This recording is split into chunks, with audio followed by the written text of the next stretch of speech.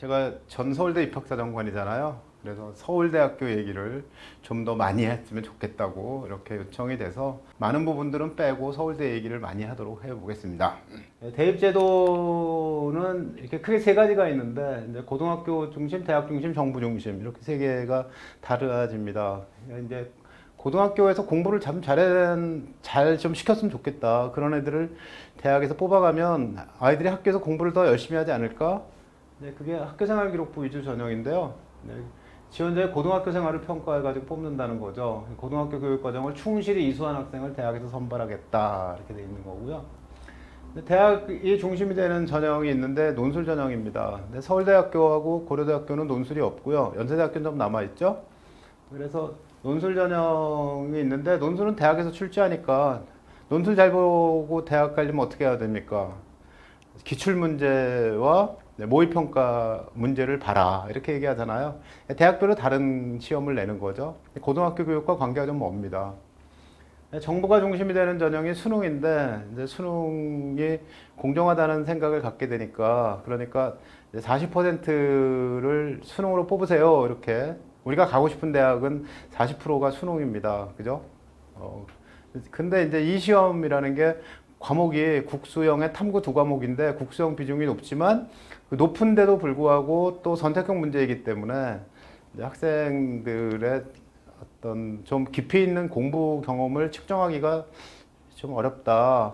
그 다음에 수학 문제를 뭐 30문제를 100분에 푸니까 깊이 있게 생각해서 문제를 해결하는 이런 것보다는 오히려 문제 푸는 스킬에 가까운 이런 것이다라는 그 부정적인 얘기들이 좀 있죠. 어쨌든 현재 2027년 대입 중학교 2학년까지는 우리가 가고 싶은 대학은 40%를 이걸 뽑습니다. 그죠? 근데 수능 대비를 해야 된다 이런 얘기가 되겠습니다.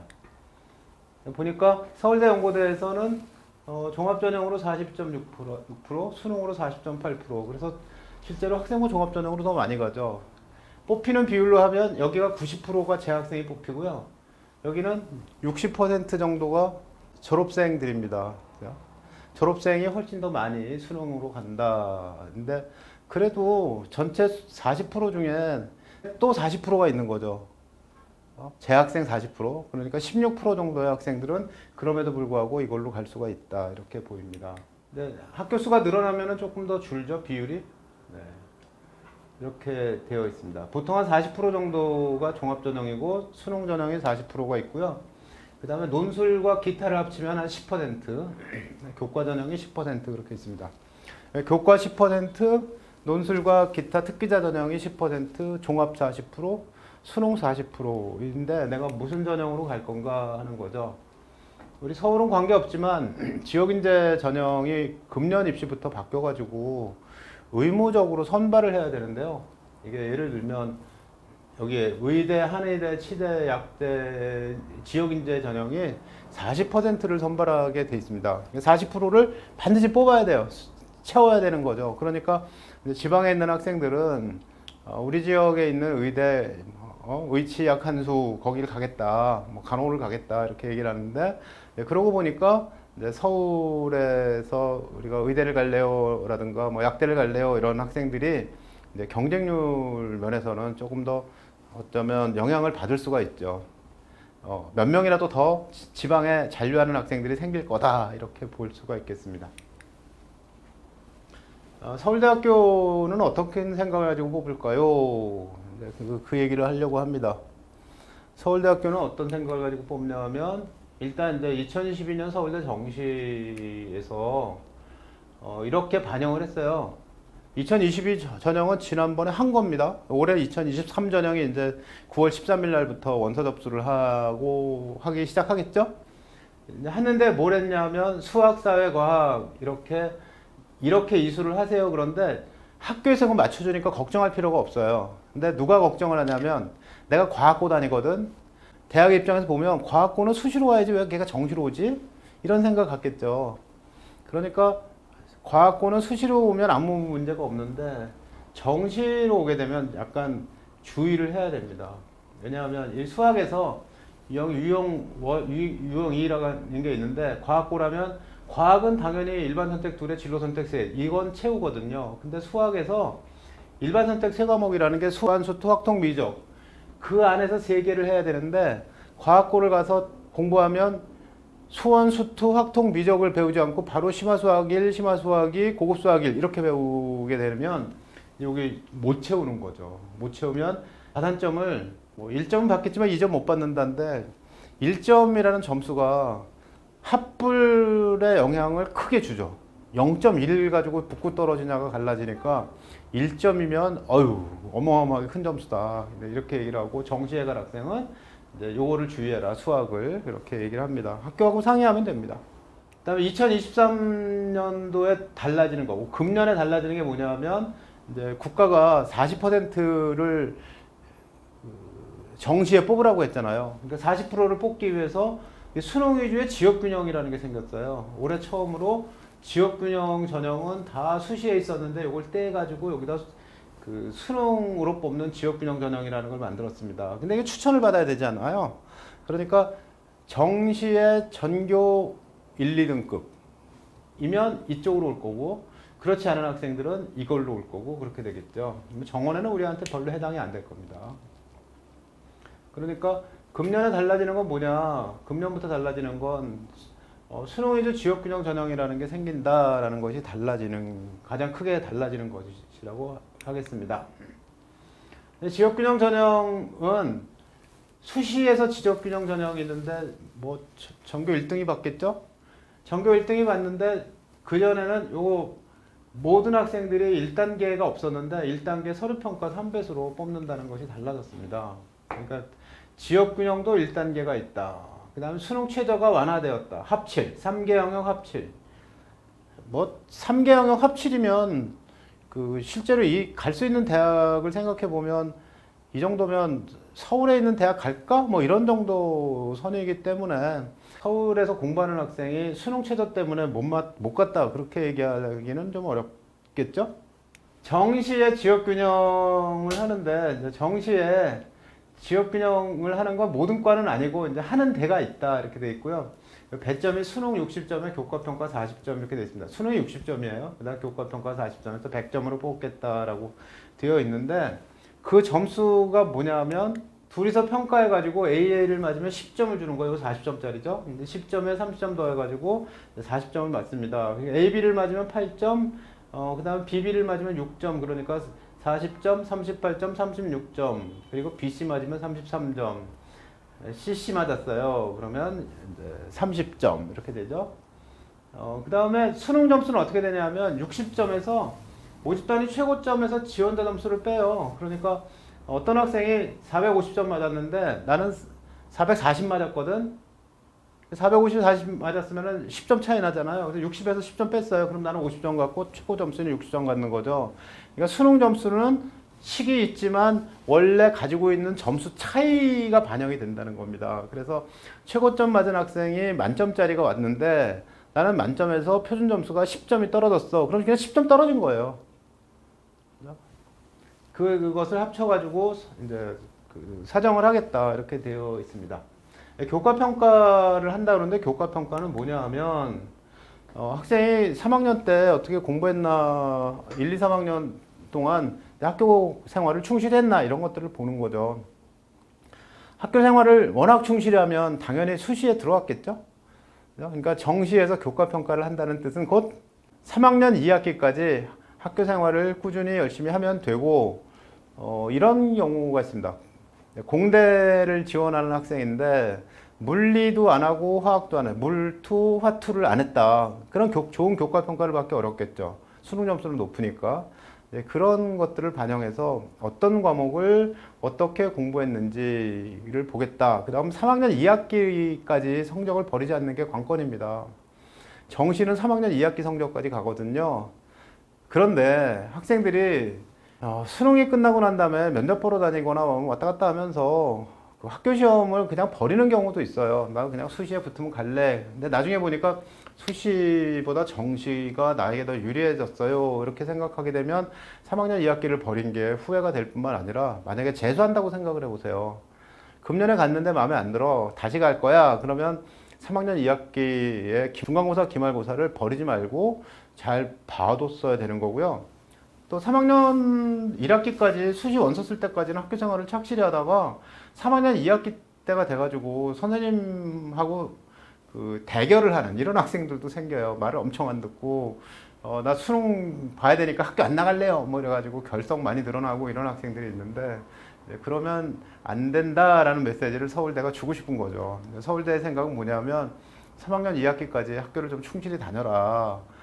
그리고 3학년 2학기까지 학교에서 배울 것들을 제대로 좀 배우고 와라. 이제 이런 메시지를 주는 거죠. 교과 이수 기준이라는 게 있는데 이 교과 이수 기준에 원투 있는 것은 학교에서 다 맞춰주니까 신경 안 쓰셔도 됩니다.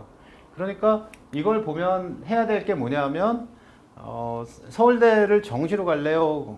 그러면 3학년 2학기까지 제대로 잘 가야 된다가 1번. 두 번째, 내가 진학하려고 하는 전공과 관련이 되어 있는 과목을 선택해서 공부를 해야 된다는 것. 근데요, 문과는 인문사회계는 그 전공과 관련된 것들이 많지가 않아요. 그런데 이게 그 이공계 쪽으로 가면 예컨대 의대를 갈 거예요. 그러면 물화생을 하는 게 좋습니다. 그죠? 근데 학생들은 수능 보려면 생환지원 봐야 되는데 그래가지고 물리도 안 하고 화학도 제대로 안 하고 생지만 아주 깊이 있게 공부했다. 그러면 이제 대학에서 문제가 될 수가 있는 거죠. 다시 정리를 해드리면 서울대 학교를 정시로 가야 되겠다고 마음을 먹는 우리 그 강남권에 있는 학생들이 더 많죠. 근데 이 강남권에 있는 학교에서 정시에 가기 위해서 해야 될 게 두 가지가 있다는데 학교에서 전공 적합성과 관련된 것들을 하라는 얘기는 많이 할 거예요.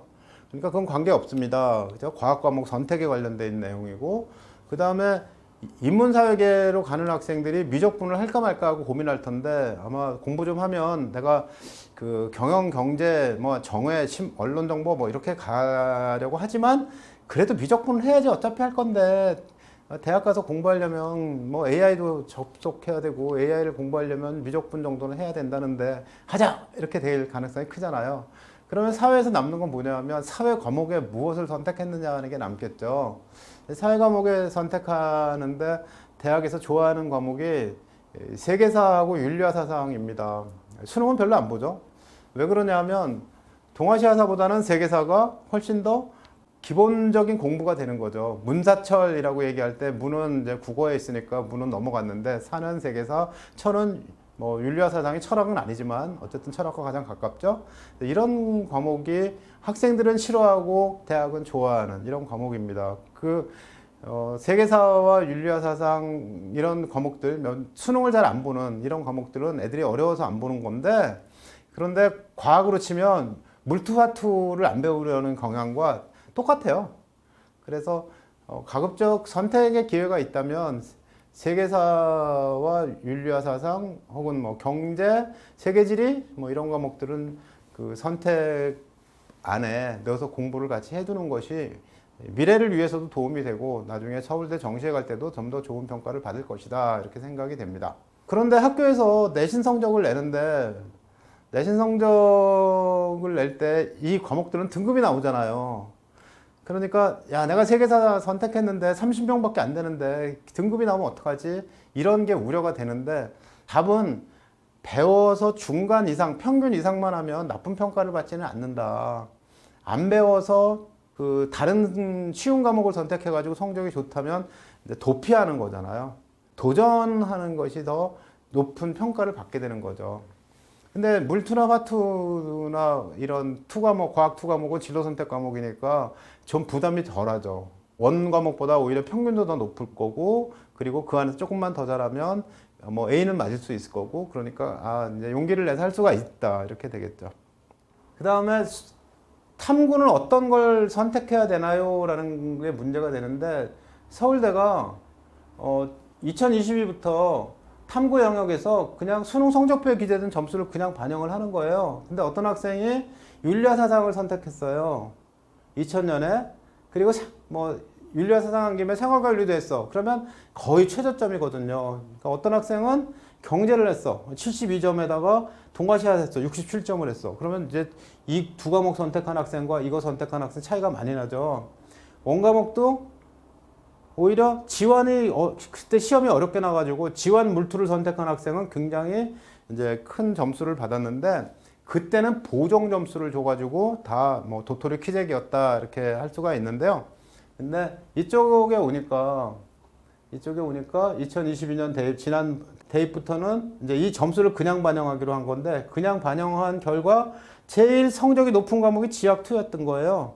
굉장히 어려웠던 거죠. 그죠? 근데 이거를 수능을 접수할 때는 모르니까 수능을 접수할 때는 어떤 과목이 쉽게 나고 어떤 과목이 어렵게 날지를 모르니까 잘하는 과목을 선택해가지고 다 맞는 게 맞다. 이렇게 얘기를 하고 남들이 다 선택하는 과목을 포함해서 하면 되는 거 아니야? 이제 이렇게 말을 하죠. 이렇게 반영을 하는데 알 수는 없다. 수능 보고 난 다음에 야, 내 과목이 어려운데 난 다 맞았어. 이제 그것 말고는 방법이 없다. 내가 미리 예측할 수 있는 건 없다. 이렇게 보입니다.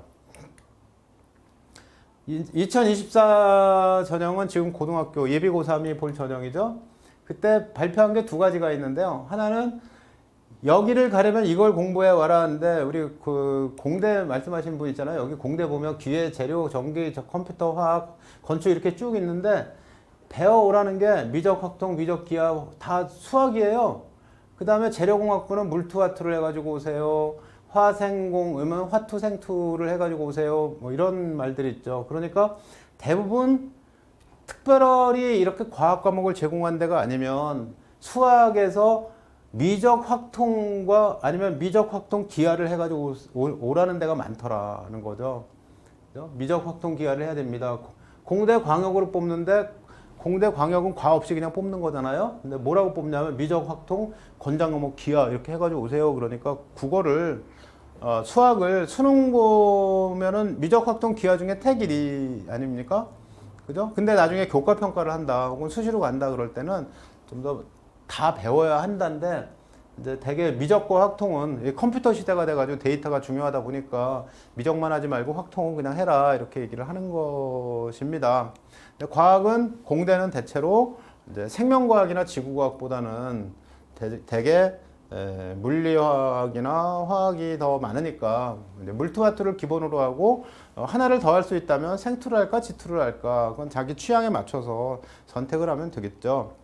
대학교에서는 원 3개, 투 2개 이렇게 하는데 원 3개일 때 물화를 기본으로 하고 생지 중에 하나를 선택하는 것이 일반적이긴 합니다. 그 다음에 여기에 보면 이제 수능을 본 다음에 이제 조정 점수가 있는데 조정 점수 안에 이제 1+1을 봤어요. 뭐 생환 지환을 봤어요. 그럼 조정 점수가 없는데 2를 봤어요. 생투 지투를 봤어요. 물투화투를 봤어요. 그러면 5점이나 더 준다는 거죠. 그러니까 내가 서울대 아니면 다른 데는 안 쳐다보겠어. 그러면 이제 이 수능을 볼 때 투 과목을 중심으로 볼 수는 있는데 투 과목 보는 인원이 워낙 적어요. 그리고 문제도 너무 적은 학생이 보니까 문제도 어려운 문제가 좀 있긴 하지만 그 아주 어렵게 내지는 않는 경향이 좀 있어 보입니다. 물론 뭐 시험 출제한 다음에야 알겠지만 그래서 투투를 볼까 아니면 원원을 볼까 다른 대학도 지원한다면 굳이 투투를 볼 필요가 없지 않을까 이제 이렇게 생각을 하는 거죠. 그동안에는 이런 조합이 없었어요. 서울대만 투 과목을 반드시 포함해서 봐라 이렇게 얘기했는데 그러고 보니까 서울대가 뭐 굳이 그럴 필요가 있냐 투 과목을 제대로 공부하는 학생도 별로 없는데 그래가지고 이렇게 바꾼 것이죠. 근데 여기 보면 수능을 보는 유형 제한이 있는데요. 물한물투 화한화투 중 한 과목 이상을 반드시 포함해서 봐야 되는 대학이 여기에 있습니다. 자연과학대학, 공대, 농생대, 사범대에서 물화생이에 그 다음에 의대 그리고 관심이 이제 의대에 많죠. 서울대 의대를 정시로 갈 거야. 그러면 뭘 봐야 되냐면 내 수능 과목 안에 넷 중에 하나가 있어야 된다는 거예요. 이건 뭐 넷 중에 하나니까 화환 볼래 이럴 수 있죠. 그죠? 근데 화환 볼래 그러면 이제 투 과목 하나를 보면 3점을 맞을 거고 그렇지 않으면 화환인데 원하는 지원을 보겠어요. 그러면 이제 조정 점수가 없는 거죠. 근데 서울의대라면 조정 점수가 없이 들어가기는 쉽지가 않겠죠. 이게 여기에 전체 점수에서 3점이나 5점이라는 점수는 거의 합부를 가르는 그런 점수인 거죠.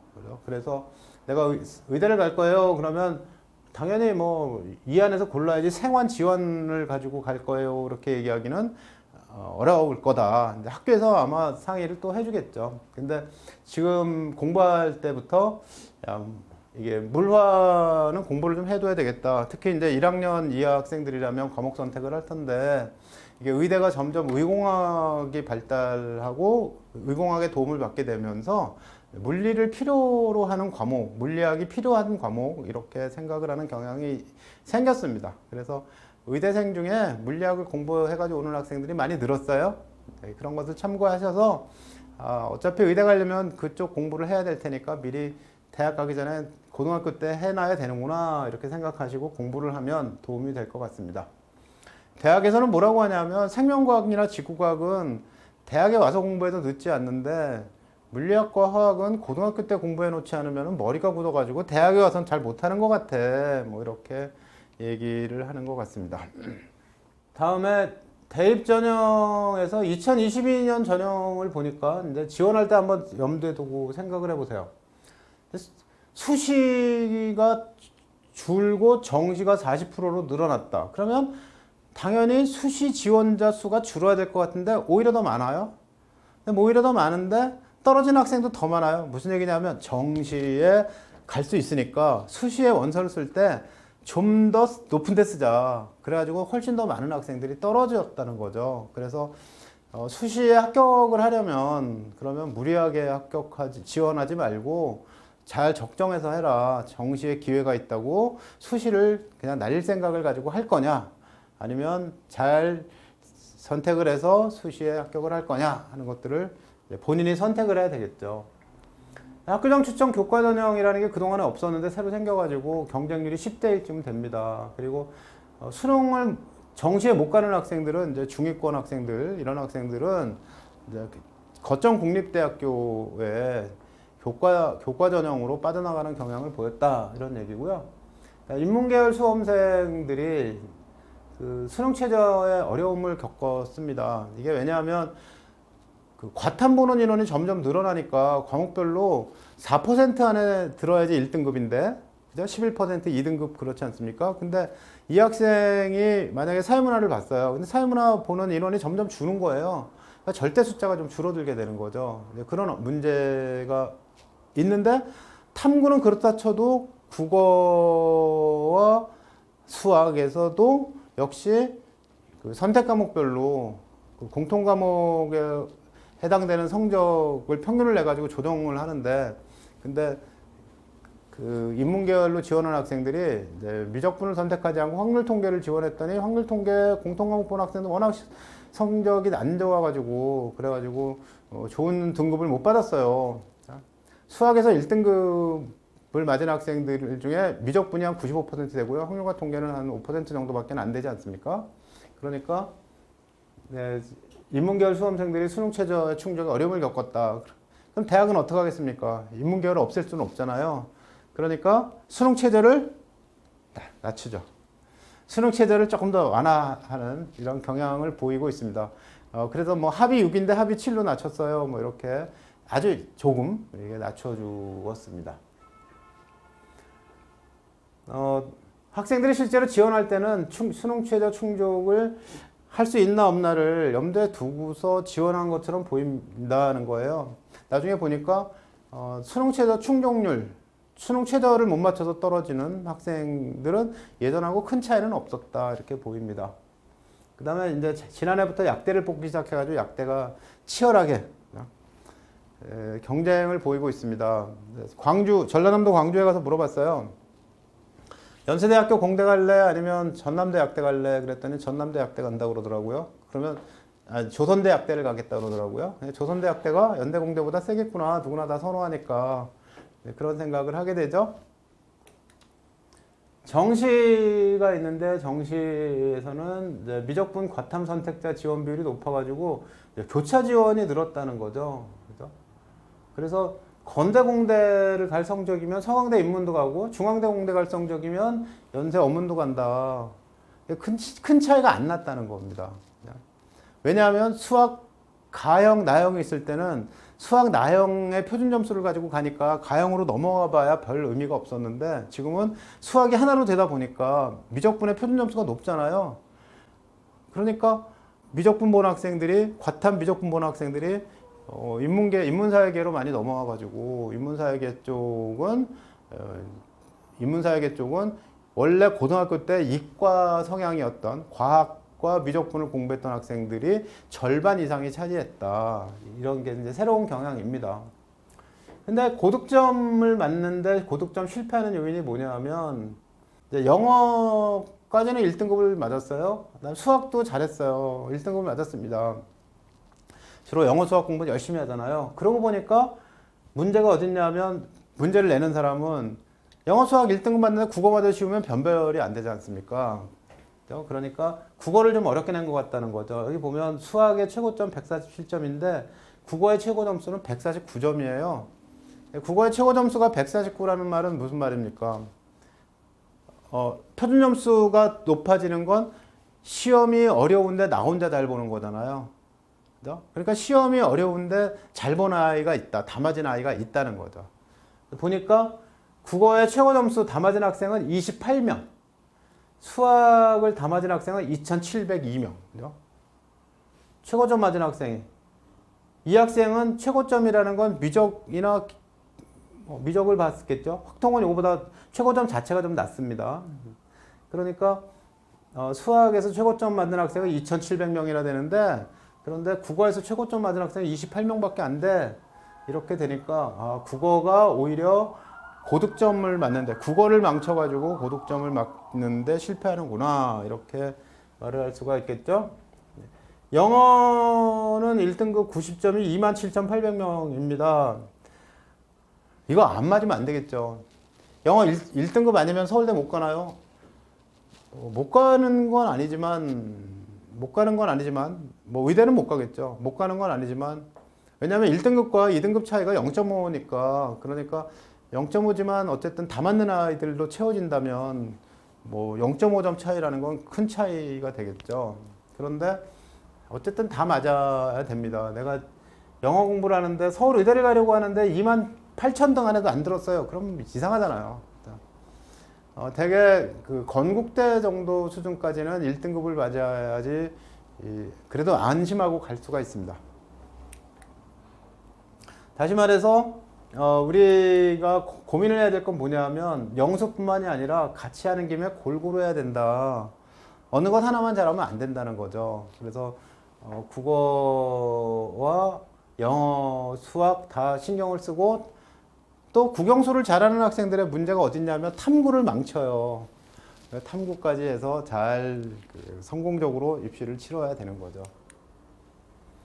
정시의 교차 지원 비율을 보면 건국대학교는 43%, 경희대 55% 해가지고 국민대는 얼마 안 되죠. 덕성여대 얼마 안 되는데 우리가 가고 싶은 대학 중에 서강대 72% 엄청 높습니다. 서울시립대 68%. 그래가지고 그 어떤 대학들은 50%가 넘는다. 그러니까 정시에 온 학생들 중에서 미적과 과탐을 공부하고 미적 과탐으로 수능을 봤던 학생들 이런 학생들이 대거 인문사회로 왔다는 거죠. 많이 들어서 아시는 이야기일 겁니다. 대학 갈 때 중요한 것은 뭐냐면 이제 어느 대학을 갈까, 무슨 과를 선택할까 하는 것이 중요하다라는 얘기인데 그 부분은 더 얘기하지 않고 이제 내가 수능으로 갈까 아니면 수시로 갈까인데 이제 플랜 A와 플랜 B가 있습니다. 고등학교 1학년 1학기가 지나고 이제 2학기 중간고사를 향해서 가고 있죠. 시험 이미 망쳤어요. 1학년 1학기 때 중간고사 망치고 기말고사 망쳐서 1학년 내신 안 좋아요? 2학년 1학기가 됐어요. 여전히 내신 별로 안 좋아요. 그죠? 그러면 나 내신에 비해서 수능이 잘 나오거든. 수능으로 가야지. 이렇게 평가가 되겠죠? 플랜 B가 됩니다. 그죠? 그런데 학교 공부를 열심히 하는 학생들은 어쨌든 학생부로 한번 원서를 내보고, 그죠? 학생부로 원서를 내보고, 그리고 정 안 되면 이제 정 안 되면 수능으로 가야지 한데 드리고 싶은 말씀 뭐냐 하면 현재 모의고사를 본 성적이 실제로 수능의 내 성적은 아니라는 거죠. 어떤 문제가 있냐면 어떤 학교에서 3월 달에 모의고사를 봤어요. 네, 국어입니다, 국어. 3월 모의고사를 봤는데 3월 모의고사 봤더니 1등급이 7.5%가 나왔는데 6월 모평 봤더니 4.65, 9월이니까 5.58 이렇게 줄어요. 2등급도 10%까지 나왔다가 7%로 줄었어요. 무슨 얘기냐면 실제로 수능을 보면 재수 이상의 학생들이 9월 모평에도 안 들어온 학생들이 실제로 들어와서 고득점 맞는 경우들이 있어서 내가 지금 봐왔던 1학년, 2학년, 3학년 전반기까지 본 그 모의고사 성적이 내 성적은 아니라는 거죠. 학생부 교과 전형에서 이게 이제 학추 교과라고 합니다. 학교장 추천 교과 전형이라고 하는데 이제 10%의 학생을 이걸로 뽑아요.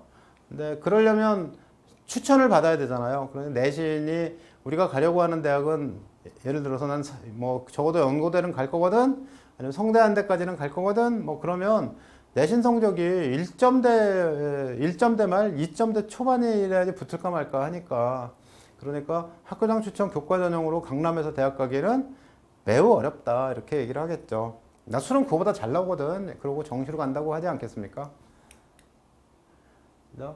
교과 전형의 특징은 뭐냐면 일단 교과 전형에는 되게 수능 최저가 있어요. 그래서 수능 최저가 있기 때문에 수능을 잘 보면 합격 비율이 높다 이렇게 얘기를 합니다. 수능 최저가 좀 낮아지니까, 예컨대 고려대학교가 수능 최저를 좀 낮췄어요? 그러면 나한테 메리트가 없죠. 남도 다 통과하니까. 그죠? 그럼 교과 평점이 좋아야 되는 거죠. 그래서 교과 전형 갈 때는 이건 점수 따라가는 전형이기 때문에 학교하고 상의하면 데이터가 있습니다. 우리 지금 현재 예비고3, 예비고2 학생들은 금년에 학생들이 지원하는 이 성적과 지난해에 들어간 성적들이 있기 때문에 데이터가 좀 누적이 돼서 이 점수는 여기야! 이렇게 얘기를 할 거거든요. 그러니까 교과 성적 따라가기 때문에 어떡합니까? 내가 만약에 한양대학교를 가겠어. 그럼 한양대학교 과별로 성적이 정해져 있잖아요. 그러니까 너 한양대학교 가서 과를 바꿀래? 아니면 대학을 낮출래? 뭐 이렇게 결단을 이제 학교에서 요구하겠죠. 상담하시는 분들이 이제 결단을 요구하지 않겠나 이런 얘기고요. 종합전형은 그에 반해서는 성적에 따라가는 것이 아니라 적성 따라가는 전형입니다. 성적과 적성은 사실 이게 글자의 앞뒤인데 굉장히 다른 얘기죠. 적성에 따라가는 전형이다. 이 학생이 우리 과를 오고 싶어 해? 오려고 해? 뭐 이런 거죠. 이제 문제가 이런 데 있는데요. 이런 데 있는데 이게 뭐냐면 2011년에 우리 사회가 LTE를 상용화하게 됐어요. 그래서 지금 스마트폰 가지고 뭐 이런 회의도 하고 뭐 은행 일도 보고 열차표도 사고 그러지 않습니까? 뭐 내비 대신 쓰기도 하고 뭐 그런데 그게 이유가 LTE 때문에 그렇거든요. 우리 사회가 이제 검색하는 사회가 되어버린 거죠. 그러니까 더 이상 암기보다 검색이 더 중요한 시대가 됐다. 예전에는 암기 90, 창의성 10. 근데 지금은 암기 50, 사고력 50. 이렇게 된 사회가 된 거예요. 기억력 50, 사고력 50. 이렇게 됐다. 이렇게 보면 됩니다. 왜 그러냐면 이것 때문에. 그 다음에 스티브 잡스가 그 프레젠테이션을 하면서 테크놀로지와 리버러스 사이에서 우리 제품을 만든다. 그래가지고 이분이 이제 그 2011년에 사망을 했거든요. 2011년에 일어난 이 사건이 문이과 융합형 인재가 얼마나 중요한가 하는 것들을 사람들이 실감하게 한 거예요. 문이과 통합을 할 거야. 그러면 문이과 통합하면 그게 뭐야? 전통적으로 문과는 문과고 이과는 이과지. 이렇게 얘기했을 텐데 그 당시에는 이걸 스티브 잡스의 영향으로 받아들였던 거죠. 맞아. 문이과 융합은 중요해. 이렇게 받아들이게 된 거죠. 현재 교육과정에서 미적과 확통을 구분하지 않고 같이 수능을 보고 경계를 텄어요. 수학 가나를 없앴어요. 라는 것이 이제 그런 융합 인재적인 관점에서 설계가 된 것이고요. 1학년 때 학생들이 통합사회 통합과학을 배우는데 그 배우는 것 역시 이제 그런 문이과 융합형 교육과정의 특징인 거죠. 그 다음에 또 하나는 이게 왓슨이라는 겁니다. 이제 왓슨이라는 IBM에서 만든 왓슨이라는 컴퓨터가 퀴즈대에 나가서 휩쓸었다. 그래가지고 앞으로의 세상은 AI가 사람보다 더 뛰어나게 될 거야 라는 것이 이제 현재 학생들의 공부 상황에 영향을 미치는데 여기다 두 가지가 더 생겼어요. 알파고와 이세돌이 바둑두면서 이게 우리 사회가 점점 AI와 관련된 이런 일들이 많아지겠구나. 이제 이런 생각을 하는 거죠. 그렇기 때문에 우리 학생들도 미적만 배우면 안 되고요. 확통도 같이 배워야 됩니다. 뭐 국문과 갈래? 미적 확통 필요해. 왜냐 AI를 이해해야 되고 그 AI를 활용해 가지고 문제를 해결하는 것들을 공부를 해야 되기 때문에 필요하다는 거죠. 또 하나는 이게 우리가 겪고 있는 이제 코로나 팬데믹입니다. 걸어오는데도 보니까 거리에 마스크 쓰신 분들 엄청 많더라고요. 그러니까 질병이 두려운 거죠. 네, 이런 없었던 문제들을 해결하기 위해서 우리는 공부를 어떻게 해야 되는가 하는 건데 이제 여기가 서울대의 생각이고 공부의 생각입니다. 자, 요 말은 지금 기억을 좀 하실 필요가 있어요. 정시는 수능 잘 보면 된다. 근데 교과평가가 있다면 어떡하지? 교과평가를 잘 받아야 된다. 교과평가 잘 받으려면 어떻게 해야 되지? 3학년 2학기까지 열심히 해야 된다. 3학년 2학기까지 열심히 할 뿐만 아니라 전공 적합성에 있는 과목들을 잘 받으면 된다. 이제 그게 다예요. 그 말씀을 다 드린 거고. 근데 내가 수시로 가야 돼 라고 얘기하면 길이 좀 달라요. 이게 정시는 무한 반복을 하는 겁니다. 제 아내가 그 파김치를 담근다고 파를 쪽파 있잖아요. 그거를 이만한 거를 2단을 사왔어요. 근데 그거를 앉아서 제가 다듬고 앉아 있는데, 진짜 그렇게 지루할 수가 없어요. 또 이제 마늘 까기. 얼마나 지루해. 마늘 2접을 까야 되는데, 진짜 하루 종일 앉아가지고 마늘 까고 있는데, 엄청 지루하죠. 그죠? 근데 그런 것처럼 수능 공부라는 게 무한 반복을 통해서 빨리 안 틀리게, 하나도 안 틀리게 푸는 것입니다. 그런데 새로운 유형의 문제가 나잖아요. 그래서 새로운 유형 문제는 생각을 많이 해야 되니까 이미 유형화되어 있는 문제, 스타일이 되어 있는 문제, 기출문제하고 똑같은 방식의 문제들은 연습을 해서 빨리 풀고 시간을 많이 남겨서 생각해서 어려운 문제를 풀어야 된다는 것이 수능 공부 전략이죠. 수능 공부 전략의 1번 뭐냐? 무한 반복.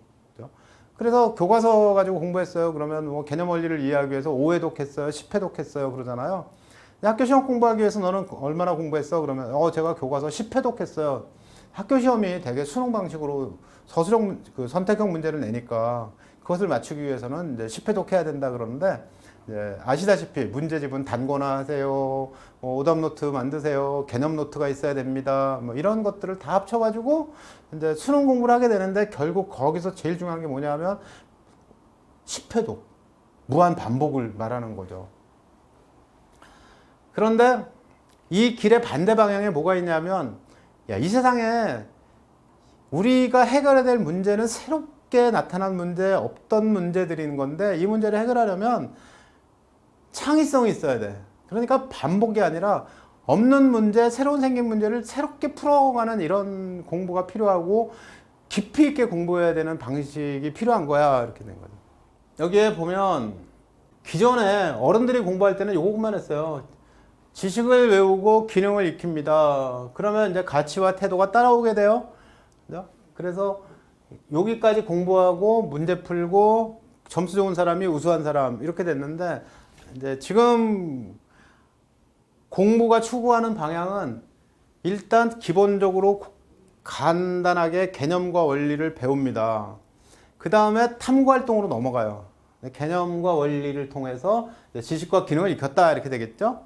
그 다음에는 탐구로 넘어가는데 탐구하세요 그러면 갑자기 탐구를 해라 그러면 이게 뭐지 이렇게 하실 텐데 3가지로 생각하시면 됩니다. 하나는 교과서 학습 활동을 하는 거예요. 옛날에는 교과서 학습 활동이라는 것이 뭐 자습서 베끼거나 전과를 베껴가는 것이었지만 지금은 본인이 스스로 학습 활동을 해야 됩니다.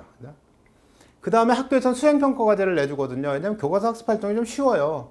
그것보다 좀 더 많이 해야 되니까 선생님이 좀 더 어려운 주제를 주거나 아니면 자유주제를 줘서 학생이 스스로 뭔가 탐구활동을 할 수 있게 하고 그것을 수행평가 과제로 내주고 뭐 수행평가를 하는 과정에서 관찰된 것들을 생활기록부에 쓴다 이렇게 돼 있죠. 그 다음에 3번째 단계가 뭐냐면 개인이 자기가 관심이 있는 분야를 정해서 탐구 주제를 정해가지고 탐구활동을 하는 건데요. 수업 중에 발표할 시간을 준다 아니면 그 학생들이 중간고사나 기말고사 끝난 마지막 주에 교육과정 유연화 시간이라는 한 주를 운영해요. 근데 그 시간에 발표할 수 있고, 그다음 자율활동 시간에 특색활동 학급 단위로 하는 활동들이 있는데 그때 발표할 수도 있고 아니면 동아리에서 발표할 수도 있고 뭐 다양한 기회에 자기가 탐구했던 것을 발표할 수가 있는데요. 이게 생활기록부에 적혀 있으면 그걸 사정관이 보고 이 학생은 교과서 학습 활동을 잘한 이후에 수행평가를 이렇게 잘했고 그 다음 단계 잘했구나 이렇게 보는 거죠.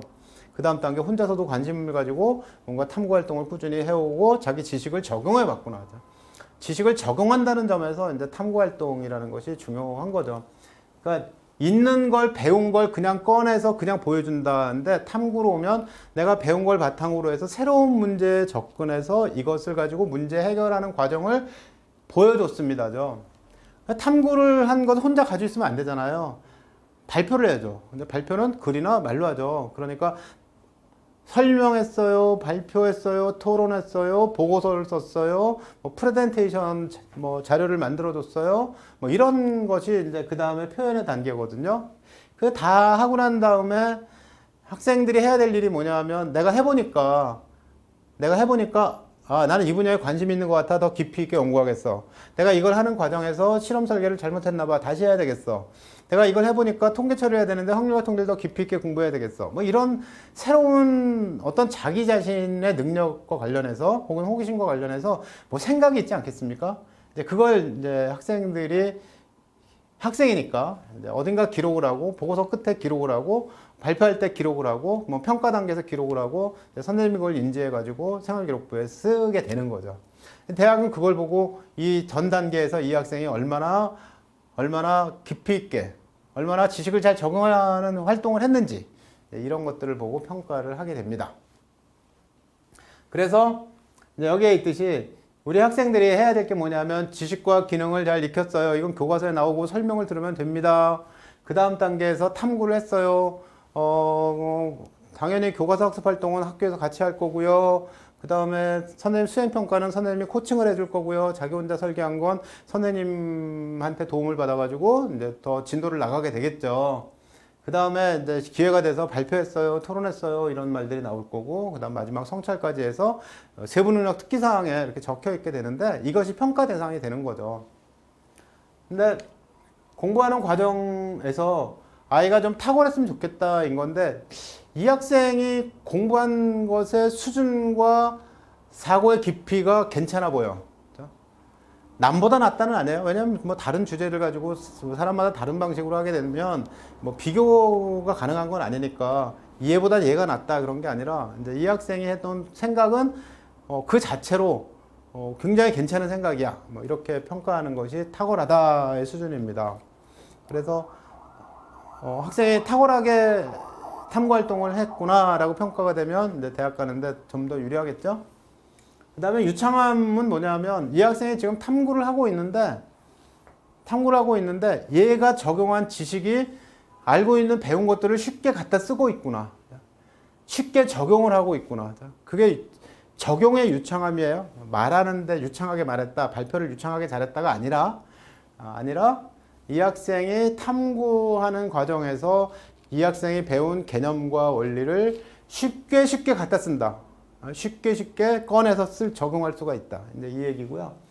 세 번째는 이 학생이 관심을 가지고 있는 건 얘랑 좀 다른데 대학은 구성원이 좀 다른 생각을 갖고 있기를 바랍니다. 무슨 얘기냐면 똑같은 생각을 가진 사람 10명을 모아놓으면 그래 봐야 10명에 한 사람이 10이라는 포텐셜을 가지고 있으면 10명을 모아놓으면 100도 안 되거든요. 근데 다른 사람이 10을 가진 다른 사람 10명을 모아놓으면 10의 10승만큼의 힘을 낼 수도 있어 보이는 거죠. 뭔가 다른 새로운 게 만들어질 거다. 그래서 대학은 좀 더 다른 생각을 가진 사람들이 나왔으면 좋겠다 이렇게 생각을 하는데 이제 그것을 두고 개개인성이라고 하고요. 뭐 토드로즈 교수의 평균의 종말이라는 책이 엄청 유명한 중이죠, 지금도. 근데 거기에 나오듯이 모든 사람은 다 다르거든. 그러니까 다른 너의 개성을 살려봐. 이제 이런 시대가 됐다는 거죠. 그래서 기억을 해야 하고 우리가 이게 학교에서 공부를 해나가는데 필요한 것은 기본적으로 개념 원리를 잘 깨우치고 개념 원리를 깨우친 다음에 이제 요거 지식과 기능은 개념 원리를 깨우치고 탐구하고 표현하고 성찰하고 이것을 통해서 공부를 하고 난 다음에 수능 봐야 되면 무한반복으로 들어가라.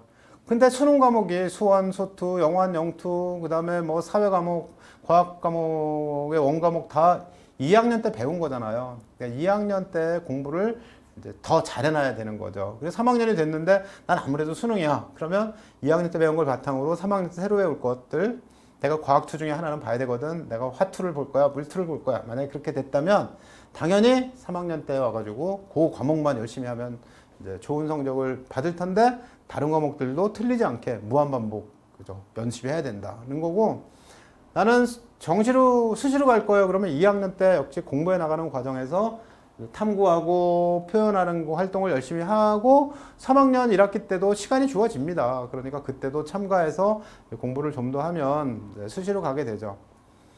대학의 레벨에 따라서, 근데 서울대, 연고대를 가게 됩니다. 그러면 이 학생이 얼마나 탁월하고 유창한가를 보게 될 건지만, 수도권 대학으로 가면 발표했다는 것만 가지고도 벼슬이에요.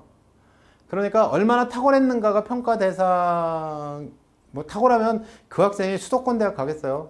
서울대, 연고대 가겠죠. 그러니까 수도권 대학이라면 얘가 발표를 얼마나 몇 번이나 하고 무슨 과목에서 어떻게 토론했고 이런 것들이 발표했어요, 토론했어요, 뭐 보고서 썼어요, 뭐 리포트를 썼어요, 이런 것들이 평가 대상인데, 근데 이게 메이저 대학에 오면 당연히 얘가 발표를 했는데 뭐 발표한 거야? 뭐야 이게? 그죠? 어떤 것에 관심을 가지고 있지? 얼마나 깊이 있게 했지? 적용한 이론은 뭐지? 이제 이런 것들을 관심 있게 보고 평가를 한다는 거죠. 그래서 학생 뭐 종합전형으로 갈 때 이제 대학에서 뭘 보냐면 이제 공부하고 싶은 마음이 있는지를 봅니다. 억지로 끌려갔는지 스스로 알아서 좋아서 했는지를 보는 거죠. 왜냐하면 끌어온 학생들은 대학에 오면 일단 붙잖아요. 그럼 공부가 끝나요. 싫은 공부였거든요. 그러니까 내가 저거 진짜 하고 싶었어. 저거 진짜 내가 꼭 하고 싶었던 거야. 이런 생각을 가지고 있는 그런 학생들을 선발하려고 하니까 얘가 간절하게 그걸 탐구를 간절하게, 혹은 이 기회를 간절하게, 독서를 간절한 마음을 가지고 했는지, 꼭 하고 싶은 생각이 있는지 이걸 보고 싶어 하고요. 그 다음에 그것을 이제 자기 스스로 계획을 세워서 했는지를 보고 싶어 하는 거죠. 그래서 종합전형에 대한 공부라면 기본적으로는 기본에 충실해야 됩니다. 그 다음에 교과서 학습활동하고 수행평가 과제를 하고 개인 탐구 활동을 해나가면 됩니다. 그 다음에 탐구는 어떻게 하지? 근데 개인 탐구 활동. 문제를 설정해야죠. 내가 이 문제를 해결할 거야. 이 문제를 가지고 탐구해서 뭔가 보고서를 써볼 거야. 그러면, 고등학교는 탐구고요. 대학교 이상은 연구입니다. 연구를 하려면 기존에 다른 사람들이 하지 않은 것들을 주제를 설정해가지고 그것을 규명하는 행위를 하는 거 아닙니까? 그것처럼 탐구도 마찬가지로 어떤 문제가 있어요. 그 문제를 설정해서 문제를 해결하는 과정을 보여주는 거죠. 그러기 위해서 학생이 해야 될 게 뭐냐면 기본적인 문해력과 수리력이 있어야 한다는 거죠. 국영수는 해야 됩니다 라고 얘기하는 거고요. 근데 사회와 과학에 대해서 깊이 있게 공부를 해라. 그래야 네 문제를 해결할 수 있는 여러 가지 이론들을 꺼내서 탐구를 할 거 아니냐. 그리고 독서를 하세요입니다. 워낙 중하위권 대학들은 독서를 학생들이 안 하니까 독서에 대해서 크게 관심을 갖고 평가할 때 서류를 안 보게 되죠. 지금 현재 고3 학생들은 독서 기록이 대학으로 가는데 앞으로 2024 대입부터는 독서라는 칸이 대학으로 전달이 안 되거든요. 그러니까 이 탐구 활동이거나 아니면 평소에 독서를 할 때 이제 어떤 책을 읽고 이런 탐구 활동을 했는지 하는 것들이 밝혀진다면 선생님들이 그 세특을 쓸 때 참고를 하시겠죠? 그런 것들도 있지만 결국 공부라는 게 독서를 많이 해야 되는 거니까 독서를 안 하면 독해 능력이 떨어져 가지고 공부를 할 수가 없고요. 독해 능력이 떨어지면 수능 국어도 잘 볼 수가 없습니다. 그러니까 독서를 하세요. 필요한 게 뭐냐? 국영수를 열심히 하고 사회과학도 버리지 말고 독서를 열심히 해라. 그리고 평소에 문제의식을 좀 가져라. 야, 이거 내가 관심 있는 탐구 주제인데 2학년 때 교과서를 받으면, 지금 2학년 학생들은 교과서가 아니라 공부를 해나가는 과정일 텐데, 이제 3학년에 교과서를 받았어요. 그러면 쭉 넘기면서 제목을 보고 혹은 교과서 내용을 보면서 이 주제는 내가 탐구해보고 싶은 주제야 를 정해서 탐구를 하면 도움이 되겠죠. 그래서 평가하는데 이게 이제 뭐 연세대학교는 들어가 있지만 뭐 서울대 고대는 안 들어가 있는 뭐 그런 거지만 많은 대학이 이 표를 씁니다. 별 차이가 없어요. 근데 이게 탐구력이라는 것을 학업 역량에 포함을 시키겠다라는 거죠. 그 전에도 있었어요. 탐구 활동. 근데 탐구 활동을 탐구력으로 이름을 바꿨는데 이제 학업 성취도 평균이 몇 점일 때는 몇 점 맞았어? 이런 것들. 얘가 원점수가 85점인데 15점 까먹은 건 뭘 까먹었을까? 선생님 너무나 어려운 걸 내서 15점 까먹었을까? 아니면 다른 애는 100점 맞았는데 얘 혼자 15점 까먹었을까? 이제 이런 것들을 이제 정성평가를 합니다. 종합전형에서는. 학업 태도, 간절하냐? 진짜 하고 싶으냐? 깊이 있게 파고드나? 이제 이런 것들이 보고 싶은 거죠. 뭐 똘망똘망하게 선생님을 바라봤어요. 조금 중요합니다. 더 중요한 건 깊이 있게 생각하고 싶은 그런 태도를 보이고 있나? 이제 이런 것들이겠죠. 그 다음에 탐구, 아까 계속 말씀드렸던 탐구 활동을 잘 해낼 수가 있을까? 이렇게 평가 요소라고, 뭐, 연세대학교, 경희대학교, 뭐, 한양대학교, 중앙대학교, 뭐, 이렇게 학교들이 모여가지고 얘기를 해놨죠. 이 책에 보니까 탐구 활동했다는 인터뷰를 33명의 인터뷰를 해놨는데, 서울대 재료공학과관 김효빈 학생이 뭘 했냐면, 이청준의 줄을 읽고 과학 원리를 도출해서 발표했다고 하고요. 화학원 시간에 반딧불을 이용해 디스플레이의 발광 원리를 연구했대요. 그러니까 탐구라는 게 아주 대단한 건 아니구나. 기본적으로 뭐 구글링을 하든가 네이버를 찾아보든가 하는 게 첫 번째 단계고, 논문을 찾아보는 단계가 두 번째 단계고, 세 번째는 관련된 책을 학교 도서관이거나 아니면 뭐 마을 도서관에 가서 찾아서 도서의 폭을, 참고 자료의 폭을 넓히는 것이 그 다음 단계다인 거고요. 고등학교에서 탐구 활동을 하면서 대학 수준의 이론이나 대학 수준의 어떤 그 참고 자료를 사용하기를 대학이 원하지는 않아요. 대학에 와서 공부할 준비를 하고 온 학생들을 반기지, 대학 공부를 미리 해가지고 온 학생들을 반기는 건 아닙니다. 그래서 이제 학생들에게 요구하는 것이 어려운 과목에 도전했으면 좋겠다. 근데 어려운 과목 아까 말씀드렸던 물투와투, 세계사, 뭐 세계지리, 또 뭐였죠? 윤리와 사상 이런 과목들에 도전했으면 좋겠다. 학교 다니면서 수학에 미적분 좀 도전해봐. 등급 안 나올 거라고 도망가 다니지 말고. 이제 그런 것이 어려운 과목이에요. 그 어려운 과목이 그게 다입니다. 뭐 나머지는 다 공통적으로 배우죠. 뭐 고급 국어를 배웠다고 해서 더 유리하다 이렇게 말할 수는 없습니다. 학생부 종합전형에서 전공 적합성은 전공 관련 동아리 활동을 하면 되는 거냐라고 묻는 분이 많은데 그건 아니라는 거예요. 동국대학교도 아니니까 그 다른 대학들도 다 아니겠죠? 무슨 얘기냐면 내가 하고 싶은 데가 이제 뭐 생명공학을 하고 싶어요. 그럼 생명공학을 하면 동아리는 뭐 해야 돼요? 생명과학 동아리, 과학 동아리를 해야 되지 않아요? 혹은 제가 생명과학은 좀 하니까 영어 동아리를 하는 게 더 좋지 않을까요? 뭐 수학 동아리 하는 게 좋지 않을까요? 이렇게 얘기를 하는데 수학 공부 잘하면 되고 과학 공부 잘하면 되지 굳이 동아리까지 그렇게 해야 되는 것은 아니라는 이야기입니다. 옛날을 생각해 보세요. 학교에 수학 동아리, 과학 동아리나 영어 동아리가 그렇게 많지 않았잖아요. 좋아하는 학생들 하는 거고, 뭐 나는 공부를 잘하지만 가요열창반, 나는 공부를 잘하지만 뭐 힙합반 뭐 이런 것들 하는데요. 사실 인생이라는 게 공부한다면 쉬어야죠. 스트레스를 좀 낮춰야 될 필요가 있거든요. 머리가 터져나가게 생각을 했는데 그 다음에도 계속해서 머리가 터져나가게 공부를 하면 머리가 진짜 터질 수도 있잖아요. 그러니까 공부할 땐 공부하고 쉴 때는 반드시 쉬어야 되는데 고등학생이라면 공부할 때는 90 이상 될 거고 쉬는 게 한 10% 정도 되려나? 그죠? 그런 정도가 될 텐데 동아리라는 게 그런 걸 말합니다. 그러니까 동아리 활동에서도 반드시 진로와 관련된 동아리를 해야 돼요. 그건 아닙니다. 자, 이거 한번 보세요. 동국대학교뿐만 아니라 뭐 서울대학교에서도 이 생각을 가지고 있습니다. 동국대학교 그 입학사정관이 아주 좋은 예를 든 건데요. 두 학생이 컴퓨터공학과를 지원했대요. 근데 컴퓨터공학과 지원했는데 이 학생은 프로그래밍 정보와 컴퓨터 시스템 일반을 했습니다. 확통, 미적, 물리학 원투를 했어요. B 학생은 확통, 미적, 기하를 했는데 물환투, 지환투, 화환투를 했답니다. 두 학생 중에 누가 더 좋은 평가를 받았을까요? 과목을 이수한 것만 딱 보고 성적을 보지 않고 과목 이수한 것을 딱 보고 이 학생이 더 매력적인데 라고 생각하게 된 사람은 누구일까요? 답은 이거죠. B 학생. 왜냐하면 고등학교 때 더 넓게 공부하세요 인 거예요. 근데 이제 그 보통 교과를 좀 더 넓게 공부하는 것이 의미가 있다라고 대학은 생각을 하죠. 왜냐하면 이 학생이 컴퓨터공학과 나왔지만 컴퓨터와 관련된 뭔가 연구를 하기 위해서 필요한 것은 물리, 전자기학만이 아니라 화학도 필요하고 지구과학 배워놓으면 더 좋은 일이 있을 수가 있어. 뭐 물한투, 생환투, 지환투, 화환투를 했다. 괜찮아. 이렇게 평가가 된다는 거죠. 다시 말해서 보통 교과 과목을 더 깊이 있게 많이 배워라. 이렇게 얘기를 하는 겁니다. 그래서 과목이 멋져 보이잖아요. 컴퓨터 프로그래밍.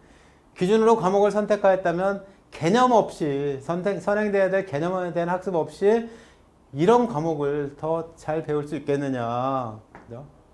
이런 것들이 대학은 고민이다라고 얘기해서 기본적으로 보통 교과 과목이라는 건 수능 과목에 있는 과목이에요.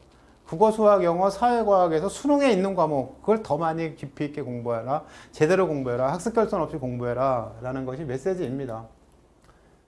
우리가 영원 영투가 2,500에 끝나거든요. 그래서 수능에서 영어는 2,500단어까지 한다는 건데, 초등학교 3, 4학년에 240, 5, 6학년에 260, 그런데 중학교 오면 750이 되고, 중학교까지 두 개가 1250이에요. 근데 고등학교 1학년 때 1800, 2학년 때 2500. 그래서 어휘의 숫자가 막 늘어납니다. 그죠? 그래서 어휘의 숫자가 늘어나는 만큼 아이들은 어휘 자체도 힘들어해서 좀 성실하게 어휘 공부를 해야 된다라는 얘기고요. 대학에 논술로 가기 위해서는 출제를 하는 그 대학의 기출문제를 가지고 공부를 해야 되는데 언제나 그 탐구 활동할 때 문제 풀면서 설명을 해가듯이 이 해설집에 문제풀이 해설집에 있는 것처럼 그 문제를 풀면 나중에 논술고사 볼 때 큰 문제가 없습니다. 실기실적 전형이라는 게 있는데 컴퓨터공학과에서 학생을 뽑아요. 국민대학교에서 학생을 선발합니다. 그러면 국민대학교에서 두 가지로 뽑는데 앞으로 잘할 것 같은 학생, 지금까지 잘해온 학생 두 개의 경로를 뽑죠. 그러니까 지금까지 잘해온 학생은 특기자로 뽑는데 특기자로 가려면 경시대에 성적이 있어야 돼요. 그러니까 대개 일반 학생들하고는 관계가 없습니다. 일반 학생들은 학교에서 배우는 보통 교과 과목, 수능에 있는 과목이라고 말씀드렸죠. 수능에 있는 과목들을 기본적으로 잘하면 학생부 종합전형으로 가게 된다라는 얘기고요. 특기자 전형으로 가기 위해서는 이렇게 대회를 가야 된다라는 얘기죠. 수능은 어떻게 구성이 되어 있는지는 다 아시니까 이건 넘어가고, 그 다음에 그 수능에서 미적분, 기하 또는 확률과 통계가 있는데 확률과 통계를 선택하면 성적이 잘 안 나오니까 미적분이나 기하를 선택해서 빵점을 맞더라도 그걸 선택해서 하는 게 낫지 않냐라는 거 수학을 못하는 학생들 사이에서는 얘기를 하는데, 그러지 말고 이게 차이가 한 4점 정도밖에 안 나니까 확률과 통계를 선택해가지고 3점짜리 문제 2개 더 맞으면 그게 남는 거라니까 라고 이제 얘기를 하는 거죠. 탐구 과목 선택할 때 뭐 할까요? 근데 서울대는 보정 점수가 없습니다. 다른 대학에는 있다. 유불리를 알 수가 없다는 거죠. 수학의 응시 인원을 보면 수학 가형이 이과 수학이잖아요. 이게 14만 명 정도가 봤는데 갑자기 20만이 넘었어요. 미적기하를 보는 학생이. 그래서 옛날에 이과 과탐을 보는 학생들 중에서도 7만 명 정도가 문과 수학을 봤었죠. 그래가지고 점수를 높여서 좀 중흥위권 대학에 가려는 학생들이 있었는데 지금은 그렇게 안 가고 과탐 보는 학생들의 대부분이 이걸 보고 사탐 보는 학생들 중에서도 수학 가를 보는 학생들이 많다라는 얘기예요. 그래서 이제 아까 보니까 서울대 경영경제의 경우 수시에도 이과 문과 교차 지원이 있냐. 근데 수시에서는 이과 문과 교차 지원을 할 수가 없죠. 공부한 게 있으니까. 애가 공대 가겠다 하다가 서울대 경제과 오면 뽑겠어요? 그건 쉽지가 않은 거죠. 그죠? 그러니까 그건 교차 지원이 있다고 보기는 어렵고, 또 많은 학생들은 서울대 경제과 할 때 정시로 보는 학생들이 사탐을 보더라도 미적을 보는 학생들이 많으니까 글로 올 거고, 미적을 봐서 성적이 좋은데 과탐도 성적이 좋은 학생들이 서울대 경제나 경영으로 넘어오지는 않습니다. 왜냐하면 그 점수면은 의대 가지 내가 서울대 경제 경영을 왜 가냐 이렇게 생각하겠죠. 원래 꿈이 그쪽이었는데 꿈을 버리고 넘어온 학생 그렇게 많지는 않다 이렇게 생각하시면 됩니다. 그다음에 목표가 이제 서울대 경영학과 406인데 의예권 427이잖아요. 그냥 의예과 갈 점수를 가지고 여기 넘어온다 그런 건 없죠. 그죠? 전국 의대가 405점인데 서울대 경영이 여기 있어요 라고 얘기하면 내가 의예과 갈까 서울대 경영을 갈까 이렇게 얘기할 터인데 워낙 교과 평가를 하기 때문에 교과 평가를 할 때 적절하게 성적을 받지 못하면은 넘어올 수가 정시에도 많지는 않은 거죠. 그래서 정시에 서울대학교에서 이렇게 넘어오는 학생들이 있는데 근데 아주 높은 학과는 별로 없다 이렇게 보면 됩니다.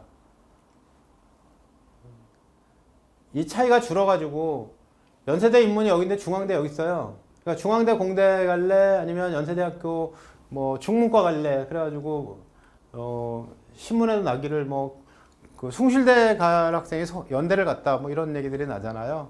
기본적으로 그해 다른 양상이겠지만 어쨌든 내가 수학은 미적분을 선택한다에 해당될까 하는 것은 살펴봐야 되는 거죠. 그 다음에 이제 영어가 이제 핵심입니다. 영어는 무조건 1등급을 맞아야 된다고 말씀을 드렸는데 2021년에 영어가 쉬웠어요. 12.66%.